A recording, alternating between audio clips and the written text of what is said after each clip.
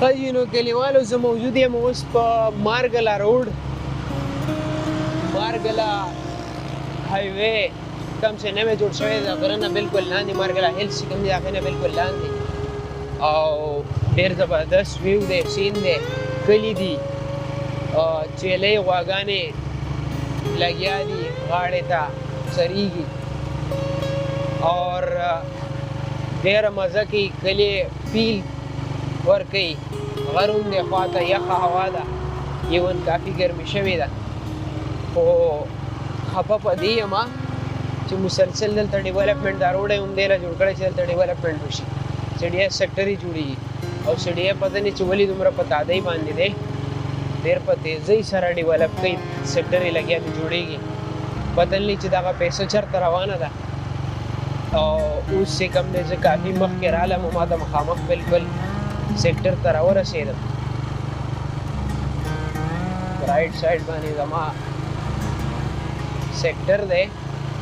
او لیفټ سایډ ته چې کوم دی مارګله هیلز او دلته هم آبادي لګیا ده روانه ده،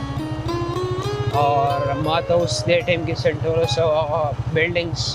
نیو بلو ایریا وغیره هم ما ته په نظر راځي، بلو ایریا دې ځای نه، خو دلته چې کوم دی ډېر زبردست او بوټي هم زیات دي، خو اسلام آباد کې ډېره غټه مسله روانه ده، او مسله دا چې موسم کې چینجز را روان دي، او موسم کې چینجز دی وجې نه دلته مسلسل ډیفارسټریشن یا چې کوم بوټي دی هغه ختمي دي، لګیا دي سیکټرو ته تقریبا 10-15 سټیز نوي لګیا دي، روانې دي، په تیزۍ سره جوړېږي، ریل اسټیټ مافیا چې کوم دی سرګرم ده، او نیچرل بیوټي چې کوم دی هغه ته ډېر زیات نقصان لګیا دی، روان دی، اور دې ته پکار و چې نیچرل بیوټي ته نقصان نه رسولی، د بوټو ډېر زیات دلته یې هغه بوټي ولګول چې کم زیاته فایده نه کوي، او اسلام آباد کې ډېر زیات د الرجي ایشوز هم دي، هغې ریزن دا دی چې دیو ایکسپرټ یې نشته، او دیو چې کم دی نو لګیا دي هغه بوټي لګوي چې کم الرجي کاز کوي، نو اسلام آباد چې کوم دی د دیو د پیسو د ګټلو دپاره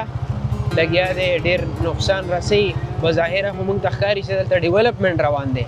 خو دلته چې کوم دی د نیچر او د اسلام آباد د موسم کلایمیټ ډېر زیاته تباهي روانه ده، لګیا ده، نو الله دې وکړي چې دوی په دې باندې هم توجه وکړي، او د ډیولپمنټ سره سره چې کوم دی په دې باندې په پلانټیشن باندې په نیچرل چې کوم بوټي دي، غرونه دي، کلیپونه دي، هغې باندې هم توجه ورکړي او هغه خراب دي، په رایټ سایډ باندې